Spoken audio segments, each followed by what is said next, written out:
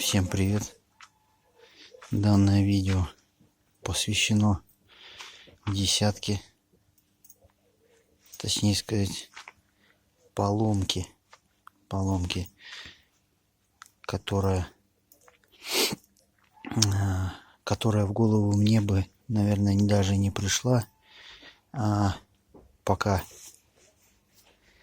не разобрал бы полмашины, наверное.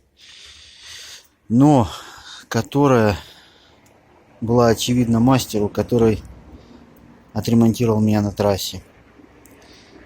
Поехал я в Астрахань, сломался оттуда, не доехал, притащили меня в Харабали. Спасибо. Вроде бы Саша зовут мастера, не знаю. Ночь была, не до знакомства сильно. В общем, видно, что стоит сейчас новый шкив коленвала, новая шестерня, звезда, как ее обозвать, шестерня, приводы ГРМ, тоже новая. В общем, что случилось? Машина ехала, перестала набирать обороты, начала чихать, срабатывала хлопушка, разорвала вот этот шланг, вырвала регулятор холостого хода, тоже, кстати, новый еще стоит, новенький, свеженький. Вот. Думал, грешил на модуль зажигания. Лежал у меня второй запасной в багажнике, подкинул его. Что-то поменялось, но в корне ничего. В общем, сначала ехало 110 ровно, потом 80, 70, 60, но когда уже поехало 20, вызвал помощь. В общем, причина, когда притащили меня в мастерскую, проверили искру, искра есть, значит, дело не в модуле.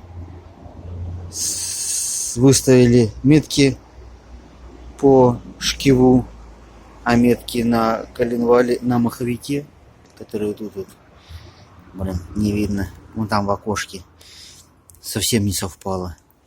И мастер тут же сказал, что, скорее всего, срезал шпонку на шкиве, то есть зубчатый венец не соответствует. Когда сняли шкив, картина оказалась вот такой. Это шкив вот этот вот, как раз. Это другой. Это просто я хотел показать, что должно быть просто. Это предыдущая замена звездочки. В общем, разбила здесь. Вот эта трубочка, которая сюда вбивается, она улезла и размолотила весь шкив. Вот. И провернула. Как он сказал, что на 4 зуба было провернуто несоответствие. В общем, попадос на новый шкив. 1,5 рубля. Эту, когда начали снимать, тоже не смогли снять. Разбили. Не эту, другую. Разрубили ее, чтобы ее снять. Еще 200 рублей. Итого 1700. Вот. Как он сказал, что было не затянут болт вот этого шкива.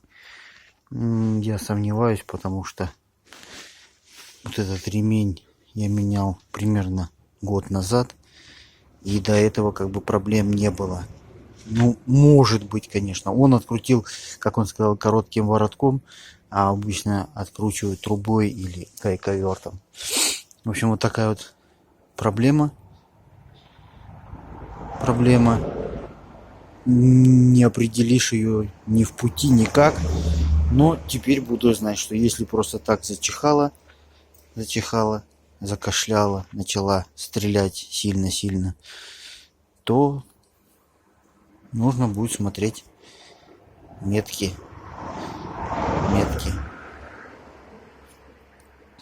Так что смотрите, следите за метками, за затяжкой болтов. Хотя я трубой тянул. Не знаю. Выставил.